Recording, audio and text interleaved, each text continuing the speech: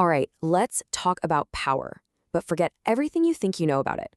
We're not talking about kings or armies or anything that obvious. No, this is about something sneakier, a kind of power that's invisible, woven right into the fabric of our world. And this quote, it really nails it. Power doesn't always have to shout to be heard. It doesn't need to announce itself with a bang. Sometimes the most powerful moves are made quietly, written into the fine print of policy documents or buried in economic frameworks that, honestly, most of us would find too boring to read. And that's the point. So that brings us to a really big question. A kind of scary one if you think about it.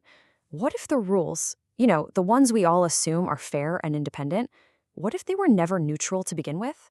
What if the whole game was rigged from the very start? Okay, so if this power is hiding right there in front of us, you have to ask, who's pulling the strings? Who's the architect? Well, that's where this story really kicks off. We're about to see how this whole thing works. Let's meet our main character, a man named Adrian Voss. Now, the first thing you need to get about Voss is that he's not your typical villain. He doesn't bark orders or use brute force. His game isn't direct control at all. So if it's not control, what is it? It's all about structure. See, instead of telling people what to do, he builds the world they live in. It's like he doesn't try to push a river in a new direction. No, that's too much work. He just carves the riverbed, and the water naturally flows exactly where he wants it to go. And his method is just brilliant in a way. It's a three-step process. First, he plants the seeds, the big ideas, using think tanks.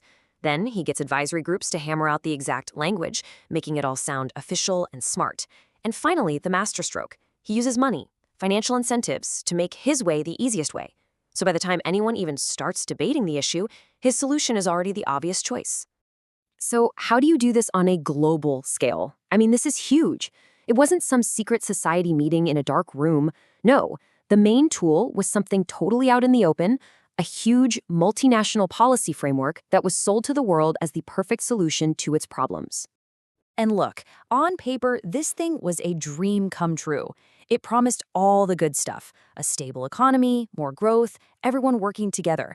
And here's the crazy part, for a while, it actually worked. Nations that joined up saw their economies boom. They got more investment, better credit, everything. Who wouldn't want to sign up for that? But you know how it goes. There's always a catch. And with systems like this, built for pure efficiency, well, there's always a hidden price tag. And in this case, the price was absolutely massive. It was all part of the plan, dependency by design. This really breaks it down, doesn't it? What was promised versus what they actually got. They were promised flexibility, but they got rigid rules. They were promised autonomy, the ability to make their own choices, but instead they got so interconnected that they couldn't act alone anymore. Local problems ignored in favor of one-size-fits-all solutions. A country's power wasn't stolen overnight, it was traded away, little by little, for the sake of convenience. And that right there, that's the genius of the whole design. Nobody was holding a gun to their heads. They just had to go along with it to survive, to keep their economies from crashing. Trying to fight the system was just too expensive, too dangerous. Compliance wasn't a choice anymore, it was a necessity. So a system this big, this hidden, how does it ever get exposed? You might think it would take some huge, dramatic event, right?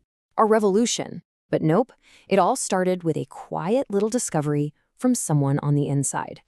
The first domino to fall was pushed by a mid-level analyst, just a regular person, someone nobody was paying attention to.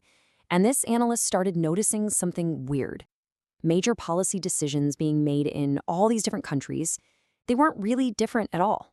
They were all following the same blueprint. And when they traced it back, every road led to Adrian Voss. And once that discovery was made, things just exploded. The analysts leaked the documents anonymously. Suddenly, journalists had a treasure trove of data, and they started connecting the dots. Once the story hit the news, governments were scrambling. They had to investigate. They had no other choice. And this is where it gets really interesting. Check out the difference between what they said in public and what was happening in private. To the press, it was all, oh, this is just healthy collaboration, and we value their expert guidance. But behind closed doors, total panic. They were asking the real questions. How far does this influence go? Have we ever made a decision on our own? Who is really in charge here? And Voss, the man at the center of it all, he said, Nothing. Not a single word. No denial, no apology, nothing. And why would he? In his mind, the fact that the system kept running even after everyone knew about it, well, that was the ultimate victory. It proved his design was perfect. Because here's the thing, the system didn't collapse. It couldn't. Everyone was just too tangled up in it. You can't just unplug your entire country from the world economy overnight. And that's maybe the biggest lesson here. Once you build influence into the very bones of a system, it's almost impossible to get rid of. It's incredibly resilient, even when you can see it plain as day. So, if the system didn't fall apart, what was the point of it all? What actually changed? Well, the real impact wasn't some big crash. It was quieter, but maybe even more powerful. It was a change in how we see things. The world itself didn't break, but our trust in it, that shattered. And this is the new reality everyone had to wake up to. Real power isn't about being the best player in the game. Real power is getting to design the game itself. You write the rules, you set the board, you decide who wins before anyone even starts to play. So, where does that leave us? Everything is still running, right? The world keeps spinning, but that illusion of control, that belief that our leaders are completely independent, that's gone forever. And if we know these rules were written by someone behind the curtain, you just have to wonder, don't you? What else is being decided for us right now, completely out of sight?